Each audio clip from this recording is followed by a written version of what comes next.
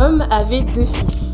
Le plus jeune dit à son père : « Mon père, donne-moi la part de l'héritage qui doit me revenir. » Le père leur partagea alors ses biens.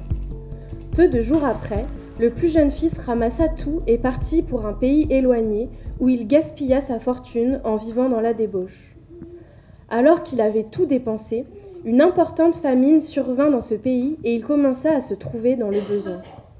Il alla se mettre au service d'un des habitants du pays qui l'envoya dans ses champs garder les porcs. Il aurait bien voulu se nourrir des carottes que mangeaient les porcs, mais personne ne lui en donnait. Étant rentré en lui-même, il se dit : « Combien d'ouvriers chez mon père ont du pain en abondance, et moi, ici, je meurs de faim. Je veux retourner vers mon père, et je lui dirai : Père, j'ai péché contre le ciel et contre toi, je ne suis plus digne d'être appelé ton fils, traite-moi comme l'un de tes ouvriers. » Il se leva et alla vers son père. Alors qu'il était encore loin, son père le vit et fut rempli de compassion. Il courut se jeter à son cou et l'embrassa. Le fils lui dit : « Père, j'ai péché contre le ciel et contre toi, je ne suis plus digne d'être appelé ton fils. » Mais le père dit à ses serviteurs : « Apportez vite les plus beaux vêtements et mettez-le lui. Passez-lui un anneau au doigt et mettez-lui des sandales aux pieds. Amenez le veau gras et tuez-le. Mangeons et réjouissons-nous, car mon fils que voici était mort, et il est revenu à la vie. Il était perdu et il est retrouvé. » Et ils commencèrent à faire la fête.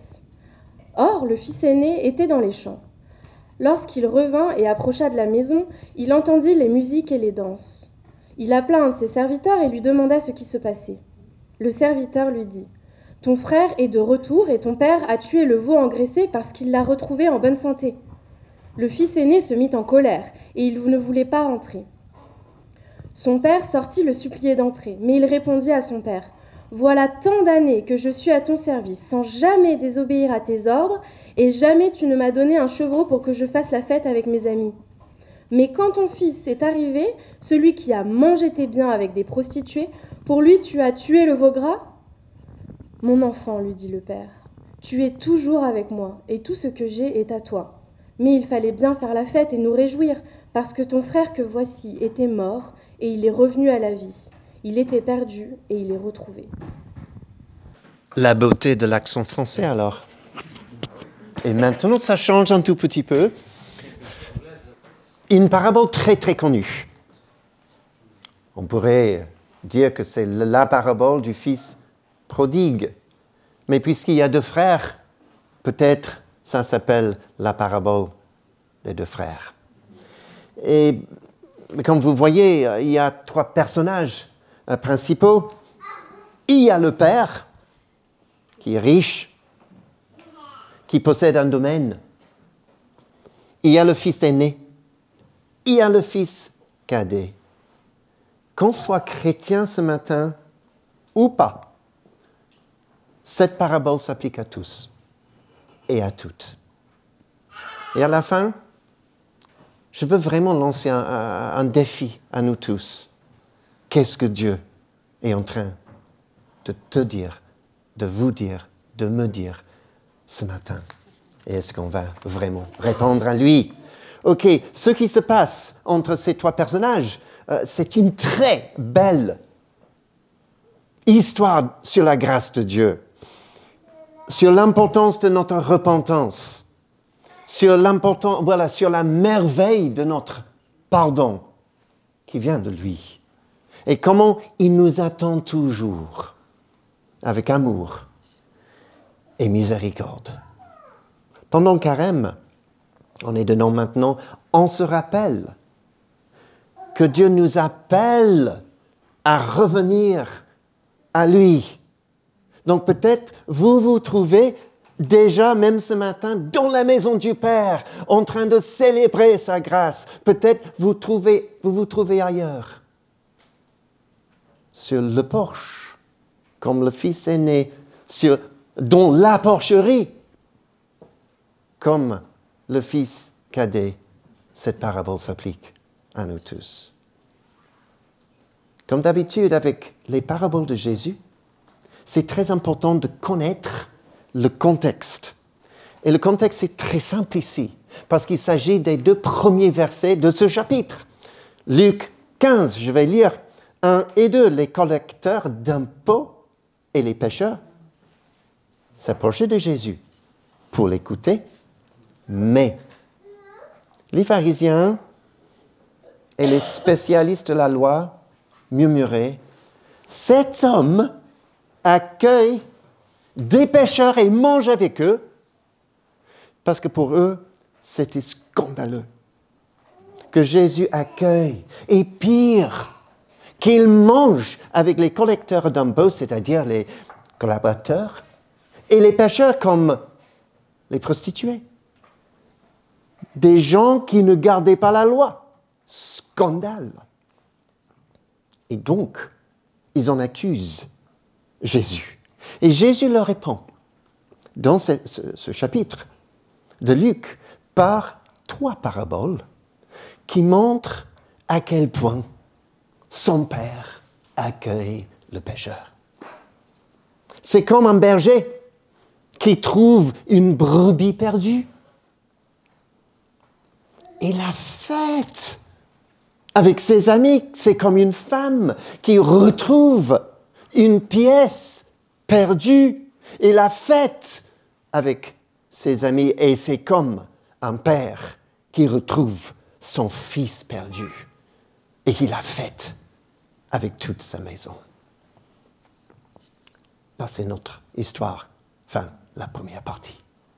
Donc, l'héritage, à l'époque, en Israël, à la mort du père, le fils aîné héritait les principales richesses, ressources de la maison, de la famille. Et les autres enfants, notamment les garçons, héritaient dans une moindre mesure. Mais voici, le fils cadet, il réclame son héritage du vivant de son père, ce qui était inhabituel et désapprouvé par les Juifs, parce que pour eux, c'était irrespectueux à l'égard du père. Et en fait, Proverbe, Ancien Testament, Proverbe chapitre 20, verset 21, nous avertit un héritage réclamé trop tôt ne sera pas béni à la fin. Intéressant. Mais ici, le père accepte de le lui donner. Et le fils cadet, quelques jours plus tard, il quitte la maison du père avec un grand sourire, avec les poches pleines. Pleines de quoi? Une fortune dans ses poches. Il va dans un pays éloigné. C'est vraiment une image d'être loin du Père. Dans un pays éloigné, verset 13, il gaspilla sa fortune dans les débauches. Donc, loin de son Père, loin de la maison, il vit une vie déréglée qui lui donne dans un premier temps le sentiment, l'impression d'être libre, un peu comme le saut en parachute. Mais il dépense tout et il se trouve bientôt dans le besoin et donc le parachute ne s'ouvre pas et la réalité douloureuse survient sur lui. Verset 15, il devient serviteur de quelqu'un. Et ce quelqu'un, cette personne, l'envoie garder les cochons, ce qui devait être pour un juif quelque chose de terrible. Si tu romps ton attachement à Dieu,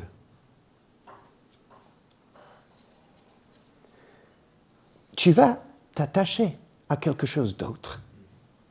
Tu vas dans un pays éloigné de la maison du Père. Et cet attachement, ce nouvel attachement sera finalement de l'esclavage. Jésus a dit, celui qui se livre au péché est esclave du péché. Et qu'il s'agisse de de la fausse religion, des drogues, de l'alcool, du sexe, etc., une autre idole quelconque. À la fin, ce sera l'esclavage. Oriane, tout à l'heure, a partagé quelque chose concernant un vase.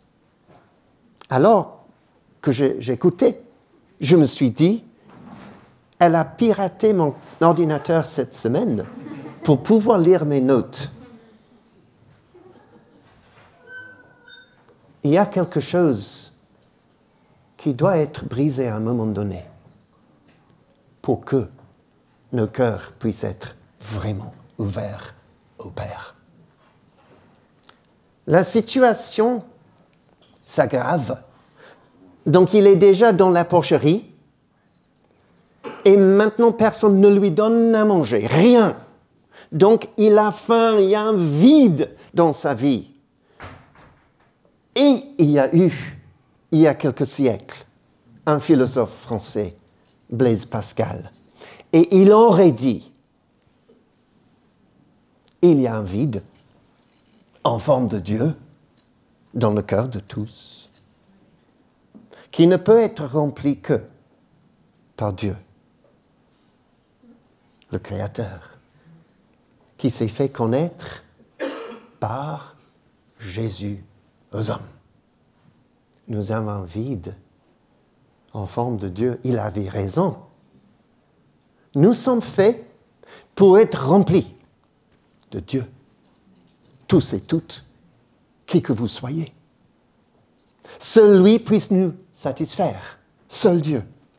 Et si on essaie de se remplir d'autres choses, l'avenir, spirituellement, sera de la nourriture pour cochons pour l'éternité. Désolé de dire ça d'une manière cash, mais c'est la vérité. Mais dans cette histoire, on arrive à verset 17. Et c'est magnifique, ce qui se passe. Nous voyons une repentance éblouissante, en quelques étapes. C'est une merveilleuse description des étapes de la vraie repentance. Il commence, le fils cadet, il revient à lui-même. Toi et moi, je m'adresse à toi. Tu as été créé par Dieu, à l'image de Dieu et pour Dieu.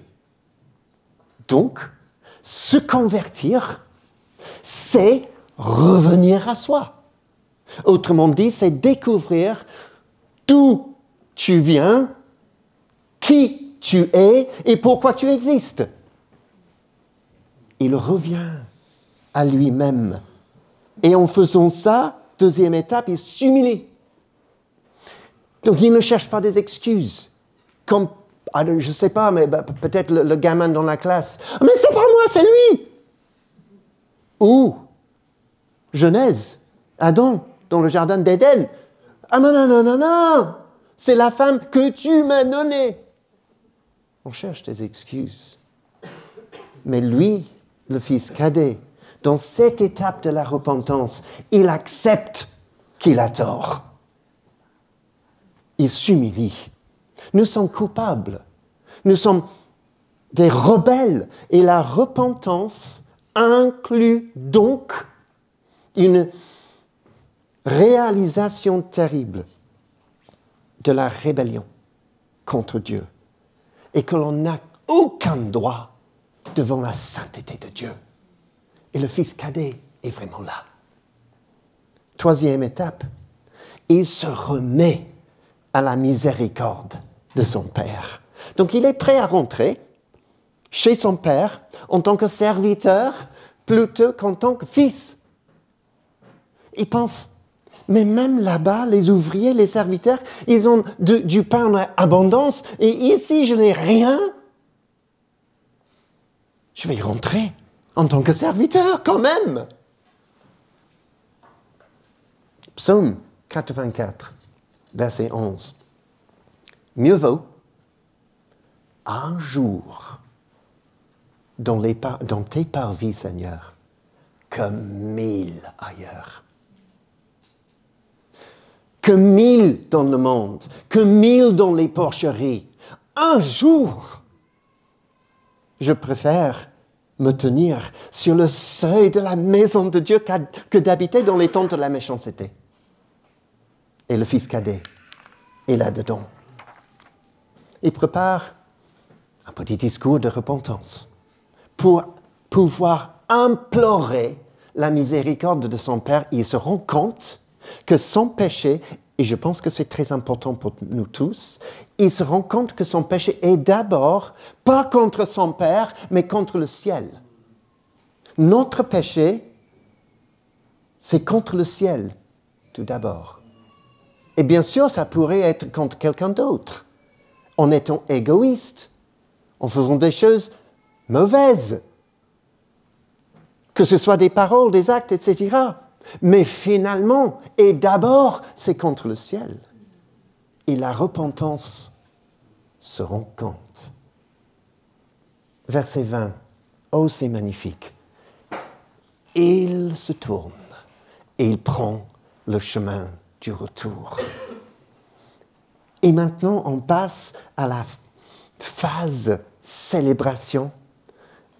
Et on se concentre un tout petit peu ici sur le Père. Et chez le Père, on voit d'abord l'amour total.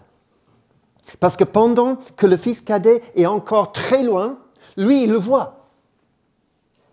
Donc, le Père n'est pas dans la maison en train de chercher quelque chose sur les réseaux sociaux. Il est là en attendant son fils. Il aime son fils. Il est rempli de compassion. C'est l'amour total. Et je ne sais pas, parce que ce n'est pas marqué dans ce passage, mais est-ce qu'il est possible que le Père, chaque jour, se tienne à la porte en attendant le retour du Fils bien-aimé, malgré son péché? Je ne sais pas. Mais il court, il embrasse son Fils qui ne mérite rien sauf le châtiment. L'amour total. Suivi du pardon total. Le Fils commence à débiter son petit discours de repentance. En fait, c'est un bon discours. Mais avant d'arriver à la partie « Mais traite-moi comme l'un de tes ouvriers », le Père l'accueille comme fils. Donc, il dit en effet « Stop! Stop! Apportez vite le plus beau vêtement et mettez-le lui. Passez-lui un anneau au doigt et des sandales aux pieds, apportez le veau gras, tuez-le, mangeons, réjouissons-nous. Waouh! C'est le Père. Notre Père céleste est juste comme ça. L'amour total, le pardon total, et maintenant on a la joie totale. Parce que pour le Père, rien n'est plus joyeux que la repentance et le retour du Fils perdu. Si tu es perdu, si tu es loin du Père, si tu es dans le pays éloigné, si tu te repens, si tu reviens, si tu prends le chemin de retour, le Père céleste, il est comme ça pour toi. La joie totale. Mon fils était mort. Il est revenu à la vie. Il était perdu. Il est retrouvé. Et ils commencèrent, pluriel, à faire la fête. Et cette histoire est incroyablement belle et puissante. Parce qu'elle illustre la rébellion de l'homme contre Dieu. Mais aussi la miséricorde de Dieu de nous pardonner malgré notre rébellion. Et sa grâce imméritée en nous accueillant, miséricorde et grâce, c'est notre Père céleste.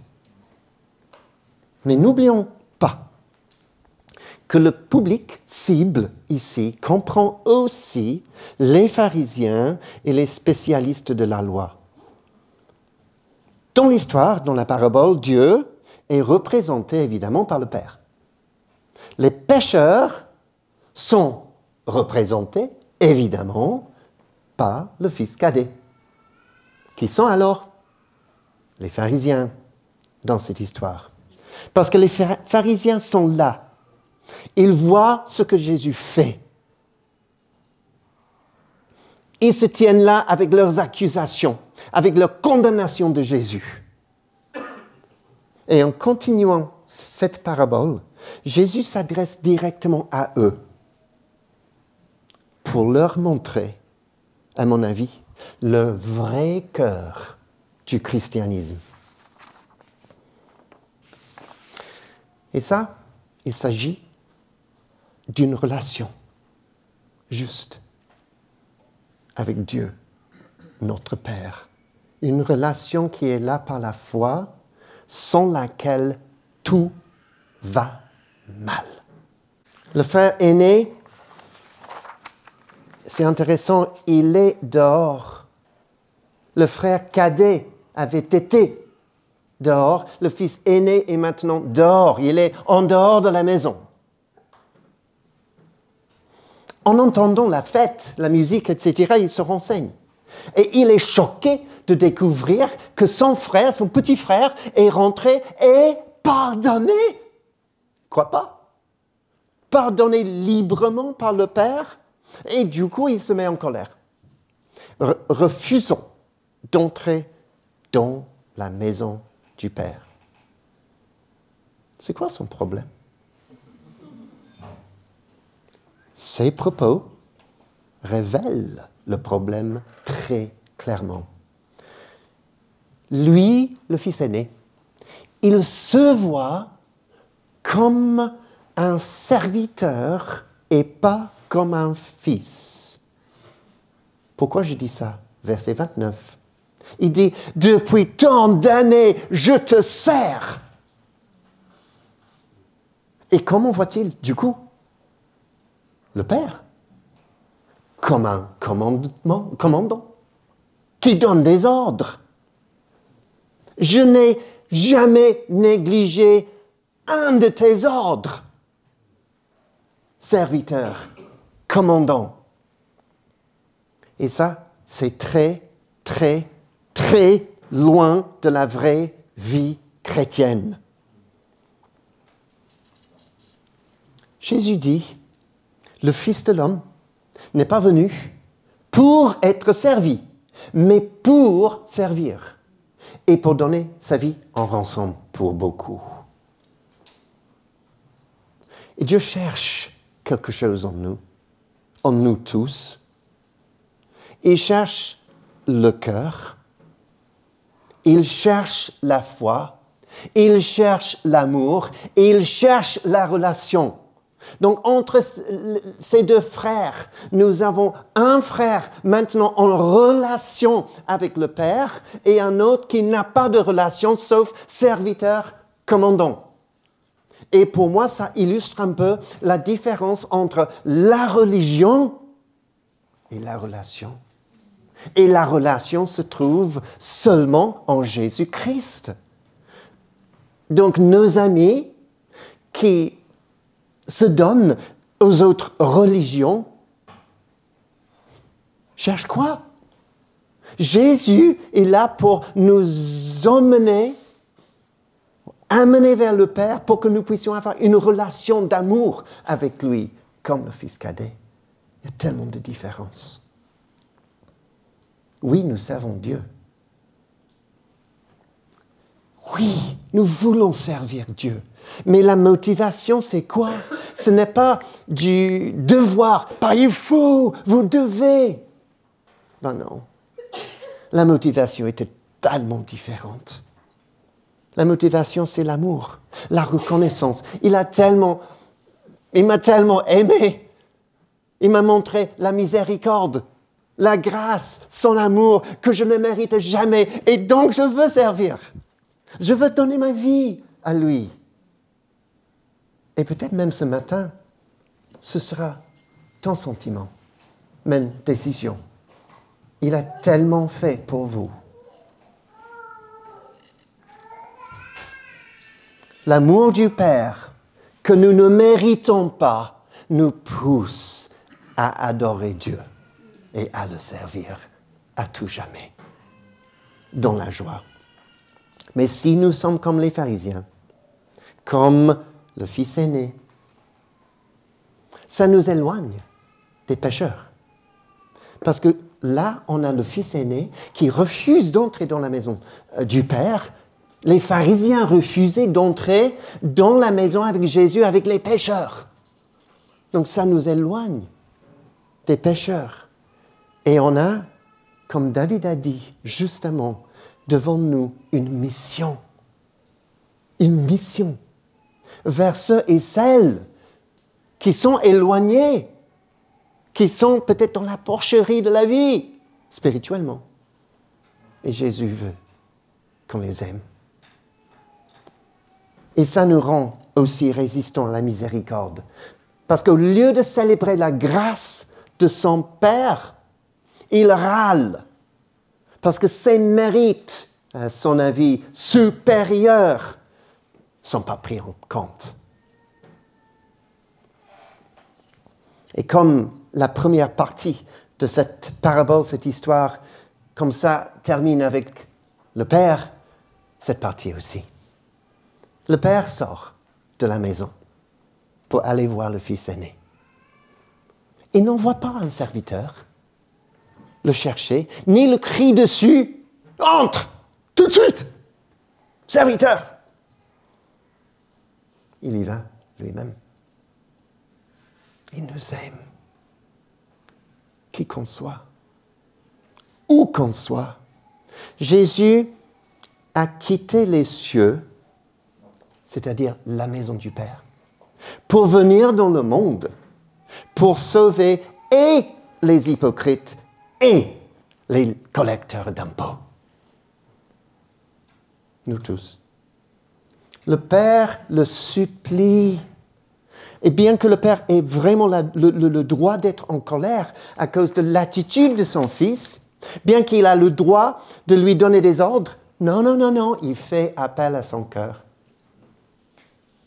Malgré la plainte amère du Fils aîné, il lui répond, non avec mon serviteur, ni esclave, mais il dit mon enfant.